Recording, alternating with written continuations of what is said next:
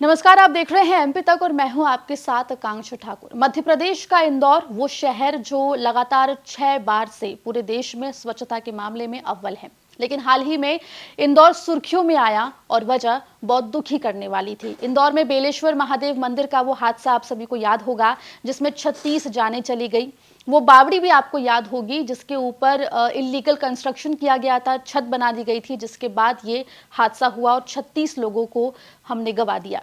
और इसके बाद प्रशासन जो है वो लगातार एक्शन में दिखा। हाल ही में आपको बता दें कि बेलेश्वर महादेव मंदिर पर बुलडोजर भी चला और उस बावड़ी को बंद कर दिया गया, जिसमें 36 जानें समा गई हैं।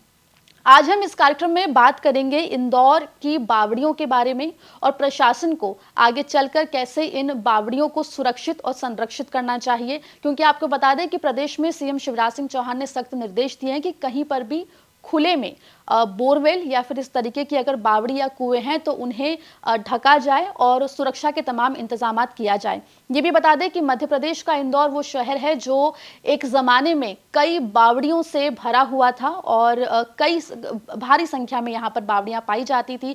होलकर साम्राज्य ने जगह जगह पर बावड़ी बनाई थी, जो कि वाटर कंजर्वेशन के लिए भी काफी जरूरी माना गया है। इस पूरे मामले पर बात करने के लिए हमारे साथ इंदौर से ही वरिष्ठ पत्रकार और एनवायरमेंटलिस्ट अभिलाष खांडेकर जी जुड़ रहे हैं। अभिलाष जी, आपका बहुत बहुत स्वागत है एमपी तक पर। धन्यवाद धन्यवाद। सर, इंदौर में जो ये हादसा हुआ बेलेश्वर महादेव मंदिर में और वो बावड़ी जिसमें 36 जाने चली गई, स्टेपवेल था वो, और अभी तक उसमें जिस तरीके से इवैक्यूएशन चल रहा था, हमने देखा कि 20 फीट तक पानी उसमें आ रहा था। अगर हम इंदौर के बावड़ियों के इतिहास की बात करें तो काफी बावड़ियां थी यहाँ पर, लेकिन आखिर कहाँ चूक हुई कि इन बावड़ियों को संरक्षित नहीं किया जा सका? ये बहुत सही प्रश्न है क्योंकि पुराने जमाने में सारे ही शहरों में बावड़ियां और कुएं बहुतायत में पाए जाते थे। इंदौर में भी 1000 से 1500 के आसपास बावड़ियां और कुएं छोटे बड़े थे। स्टेपवेल मतलब ये होता है कि जहां पर सीढ़ियां होती है और कुछ जगह कुओं में सीढ़ियां नहीं होती है। लेकिन आपको और हम सब लोगों को मालूम है कि यदि पानी हमको कहीं से मिलता है तो वो नदियों से मिलता है, तालाब पोखरों से मिलता है, या कुएं और बावड़ियों से मिलता है। तो जैसे जैसे हमने आधुनिकता को जिसको कहते हैं एम्ब्रेस करना शुरू किया है, या हम आधुनिकता की ओर चल पड़े, तो मेरे मोहल्ले में जहाँ पर मैं स्नेहलतागंज में रहता था उसमें मेरे घर के आसपास दो बहुत बड़ी बावड़ियां थी। वो आगे चल के रास्ता बनाने के चलते नगर निगम ने उसको बंद कर दिया। एक बात भी थी कि बावड़ियों में अक्सर लोग कचरा फेंकते थे, बावड़ियों का महत्व नहीं समझते थे। लेकिन पिछले 4-5 सालों के आसपास केंद्र सरकार के वन और पर्यावरण मंत्रालय ने मध्य प्रदेश में एप्को नाम की संस्था जो पर्यावरण पे काम करती है, इसके साथ इंदौर के कुछ कुओं को रिचार्ज करने के लिए भी बड़ा प्रोजेक्ट हाथ में लिया और उसके सफल परिणाम भी सामने दिखे।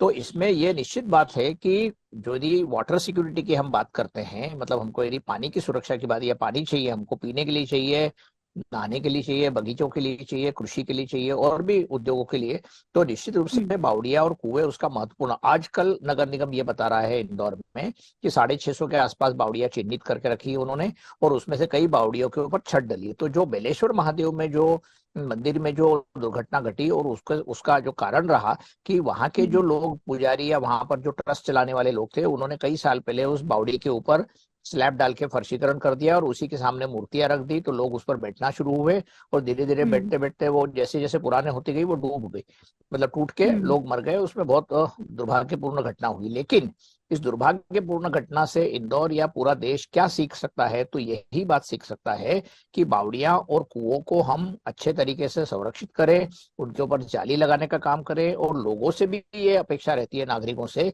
कि बावड़ियों और कुओं में कचरा फेंकने की जगह नहीं है वो। क्योंकि आपने बहुत शुरुआत में बहुत अच्छी बात कही कि इंदौर जो है देश का स्वच्छतम शहर है।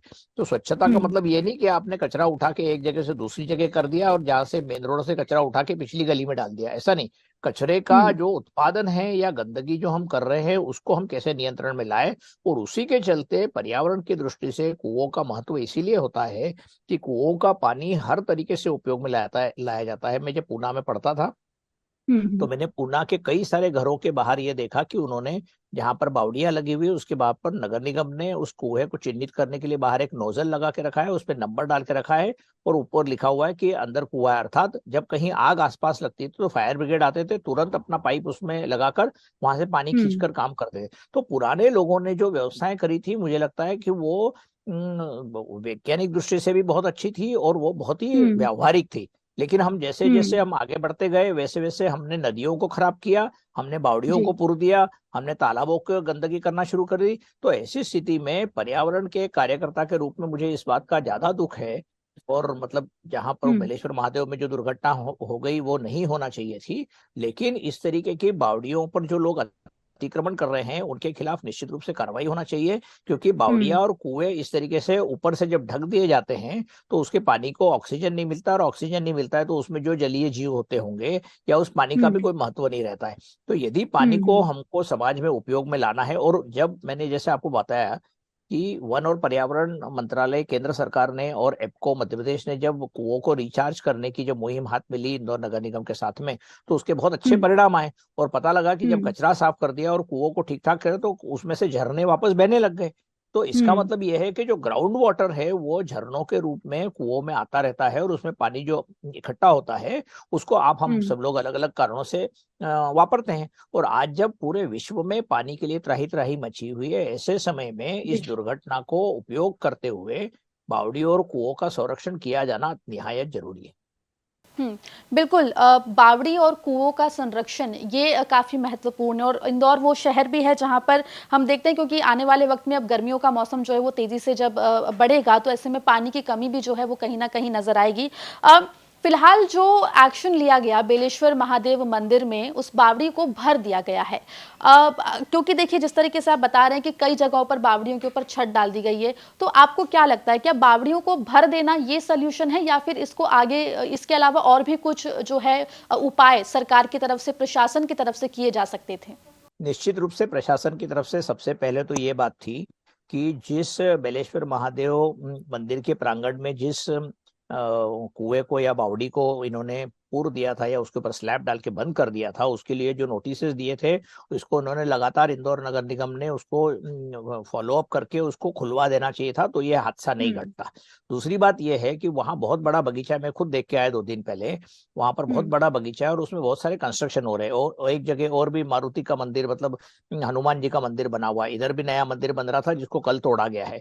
तो हम्म। प्रशासन से अपेक्षा है और राज्य शासन से भी अपेक्षा है, सारे जिलों में मध्य प्रदेश के, कि जहां जहां पर कुएं हैं, जहां जहां पर बावड़ियां हैं, या पुराने लोगों से पूछ के उसको किया जा सकता है। मेरे को कल ही किसी पुराने हाईकोर्ट जज ने मेरे को फोन करके बोला कि यार अपने घर के आसपास जो बावड़ियां थी उसका क्या हुआ, तो मैंने कहा उसके ऊपर सड़क बन गई, रोड वाइडनिंग हुआ और उसके ऊपर वो 10 12 15 साल हो, 20 साल हो गए। तो अब ऐसी बावड़ियां जो है, क्या वो असुरक्षित है, वो जिंदा भी है कि नहीं मालूम नहीं है, लेकिन बावड़ियों का संरक्षण करना, जैसा आपने प्रश्न पूछा, बिल्कुल सही है। प्रशासन को सबसे पहले ये देखना चाहिए कि कौन कौन सी बावड़ियां हैं, उनकी स्थिति क्या है, कितनी बड़ी हैं, और उनको उसके पानी का उपयोग करने के लिए आसपास, क्योंकि पानी तो शहर में हर जगह कम है, इंदौर में ही नहीं हर जगह कम है। बिल्कुल। तो ऐसी हम्म। स्थिति में बावड़ियों का संरक्षण करना, और बहुत ही वैज्ञानिक तरीके से बावड़ियों का संरक्षण हो सकता है, उसको करना चाहिए। और जहां जहां पर ढक दिया गया है, यदि सड़कों के आसपास है, क्योंकि अब जब बावड़ियां भर दी है उसके आसपास के पुराने शहर में अरब 20 25 साल में जो विकास हुआ है उसके चलते बहुत हम्म। सारी बिल्डिंग्स बन गई, कई सारे लोगों ने। इंदौर में एक, आप विश्वास नहीं करेंगे, इंदौर में खाती वाला टैंक नाम का एक एरिया है।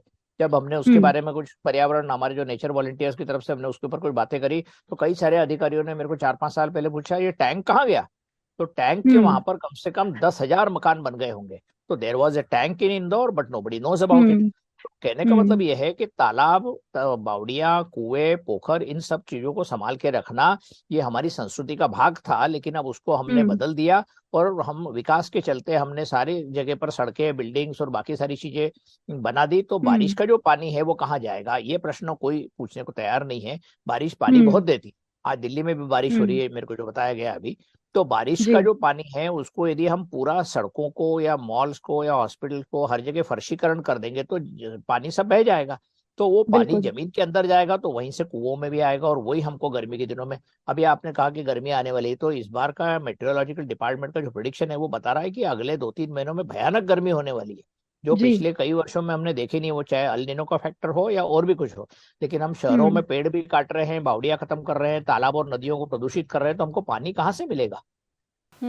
बिल्कुल, ये बड़ा सवाल है कि अगर इस तरीके से नलकूपों को भर दिया जाएगा, बावड़ी जो कि ट्रेडिशनल तरीका है पानी को कंजर्व करने का, तो ऐसे में आगे चलकर समस्या जो है वो बढ़ती जाएगी।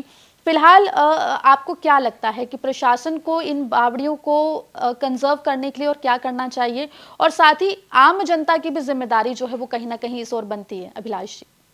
निश्चित रूप से मैं चाहूंगा कि इंदौर नगर निगम पहले जो अभी जहां इंदौर में जो बावड़ियां हैं उनको चिन्हित करें, एक्सपर्ट्स के साथ बात करें, उन लोगों को पुनर्जीवित करने के लिए एक कार्य योजना बनाएं। और जिस हम्म। तरीके से इंदौर ने कचरा साफ करने में या स्वच्छता में नंबर 1 मारा है और हमेशा हम्म। नंबर 1 क्लीनेस्ट सिटी का दर्जा पाया है, वैसे ही उनको बावड़ियों के संरक्षण के लिए भी नागरिकों से अपील करना चाहिए कि बावड़ियों में जो पानी है वो कचरा डालने की जगह नहीं है। इन बावड़ियों को साफ रखना नागरिकों का कर्तव्य है, और यदि इसमें कोई कचरा डालेगा तो उसको दंडित किया जाएगा।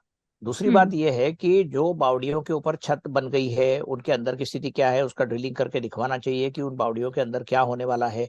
तो यदि वो बिल्कुल खत्म हो गई हो तो अलग बात है, लेकिन नहीं होगी तो उनको हम्म। रिचार्ज कराने के लिए बाकी सारी व्यवस्थाएं भी प्रशासन यदि सोचता है तो कर सकता है। तो जो आपका हम्म। प्रश्न है उसके जवाब में मैं ये कहना चाहूंगा कि पानी को यदि हम महत्वपूर्ण मानते हैं और पानी की कमी यदि सर्वत्र दिखाई देती है तो निश्चित रूप से नगर निगम को सबसे पहला काम करना पड़ेगा कि इंदौर की कुएं और बावड़ियों को, जो ऐतिहासिक भी हैं, उनको भी हम्म। संभाल के रखे। संरक्षण उनका उपाय है और वहीं से हमको फायदा ही हो रहा है ना। हम यदि स्वार्थ हम्म। की भी बात करें, यदि हमने बावड़ियां और कुएं यदि हमने पुनर्जीवित कर दिए तो पानी हमको ही मिलने वाला है। तो वो क्यों नहीं हम्म। करना चाहिए? क्योंकि इंदौर की कान नदी एक ही नदी है, सरस्वती नदी भी है और एक कान नदी है। दोनों की हालत बहुत खराब है। पिछले दिनों वहां पर हम्म। प्रशासन ने कुछ क्रिकेट खेल के और कुछ ऐसी बात बताने की कोशिश करी, लेकिन जो नदी मैंने देखी है इंदौर की, उससे अब वो 10% भी नहीं बची है। तो ये यदि हम्म। पिछले 40-50 सालों में यदि नदी इतनी कम हो चुकी है तो आपके पास पानी के स्रोत कहाँ से आएंगे? तो इंदौर में बिल्कुल। नर्मदा का प्रथम चरण आया, दूसरा चरण आया, अभी भी नर्मदा, भोपाल से नर्मदा काफी दूर है, लेकिन भोपाल हम्म। में भी शाहगंज से नर्मदा लाई जा रही है जो कैपिटल है। हम्म। तो हम सिर्फ नदियों से पानी यदि खींचते चले जाएंगे और यदि प्रकृति से जो पानी मिल रहा है उसका संग्रह नहीं करेंगे तो पानी की बहुत बड़ी विकट समस्या खड़ी होगी, और इसको प्रशासनिक अधिकारियों को और जनता को दोनों को समझना पड़ेगा। जी बिल्कुल, और इसीलिए ये ज़रूरी है कि जो बावड़ियां हैं, जो कुएं हैं, जो कि ट्रेडिशनल तरीका है पानी को कंजर्व करने का, उन्हें भी आज के समय में कंजर्व किया जाए, ना कि सिर्फ भर के और ढाक के छोड़ दिया जाए। जी जी अभिलाष जी। जोड़ना चाहता हूँ, पिछले दिनों जी। जो सिरपुर तालाब, करीब 150 साल पुराना तालाब है, बहुत अच्छा तालाब है, पक्षी विहार, वहां पर काफी सारे पक्षी आते हैं, करीब 190 प्रजाति के पक्षी आते हैं। वहां पर हम्म। कुछ लोगों ने नवरात्रि के दौरान जुलूस निकालकर ज्वारे ठंडे करने के नाम पर बहुत सारी महिलाएं पुरुष वहां पर आके उन्होंने उस तालाब में सारी जो पूजा की सामग्री डाल दी और वो तालाब को हम्म। खराब करके वो चले गए। अब ये तालाब जो हम्म। है ये जिनेवा बेस्ड रामसर कन्वेंशन ने रामसर चिन्हित तालाब घोषित किया है पिछले ही साल अगस्त में।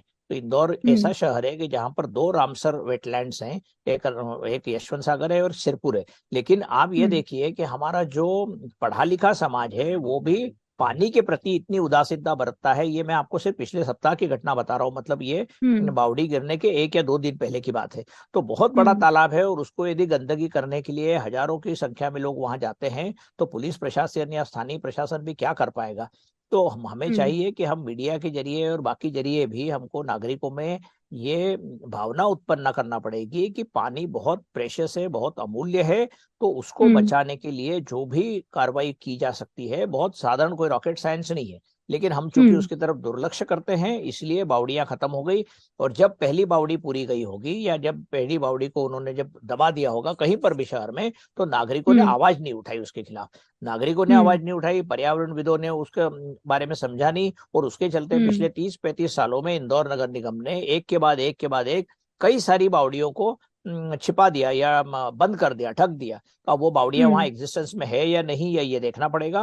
लेकिन आज जो हम्म। 650-700 बावड़ियां वहां पर जो चिन्हित है नगर निगम की लिस्ट में है, उसमें ये बेलेश्वर महादेव की बावड़ी नहीं थी, क्योंकि किसी को मालूम ही नहीं था। तो वहां जी। के जोनल ऑफिसर्स या वहां के स्थानीय लोगों को जिनको मालूम है, वहां आसपास जाकर सर्वे कराकर ये बिल्कुल आसानी से पता लगाया जा सकता है कि कितनी बावड़ियां इंदौर शहर में आज है और कितनी पुनर्जीवित करने की स्थिति में है। उन सबको पुनर्जीवित करना चाहिए। न सिर्फ इंदौर में, पूरे देश में। आपने देखा होगा कि दिल्ली में जो अग्रसर जो बावड़ी है, ये बावली। वो तो एक, हाँ, वो बावली, वो स्टेप वैली है, वो बहुत पुरानी है, और वो टूरिस्ट का मतलब वो टूरिस्ट डेस्टिनेशन बन गया है। उसमें नीचे थोड़ा बहुत पानी है, मैं भी कई बार जाके देख के आया हूँ।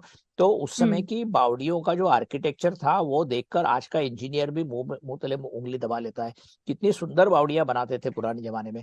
तो वो तो छोड़िए, लेकिन अब वो जो बावड़ियां जिन लोगों ने बना के चले गए, हम उनको संभाल भी नहीं पा रहे हैं। तो अब हमारे पास में कंप्यूटर्स आ गए, हमारे पास में दुनिया भर की नई टेक्नोलॉजी आ गई, और फिर भी हम बावड़ियों को नहीं बचा पा रहे हैं। ये बहुत ही दुखद है।